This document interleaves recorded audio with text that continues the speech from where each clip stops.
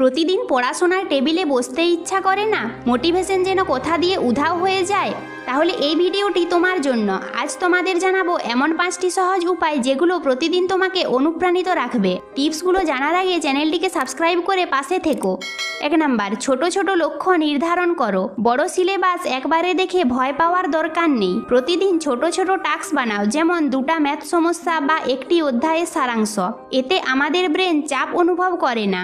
2 number, পড়ার সময় নির্দিষ্ট করো। প্রতিদিন একটা নির্দিষ্ট টাইমে পড়তে বসলে সেটা অভ্যাস তৈরি হয়ে যাবে। যেমন সন্ধ্যা 6টা মানে স্টাডি টাইম। অভ্যাস হলো মোটিভেশনের চেয়েও শক্তিশালী। 3 নাম্বার, পড়াশোনাকে গেম বানাও। তোমার পড়াকে মজার গেম বানাও। নিজেকে রিওয়ার্ড দাও, যেমন 2 ঘন্টা পড়লে 30 মিনিটের জন্য ইউটিউব দেখো।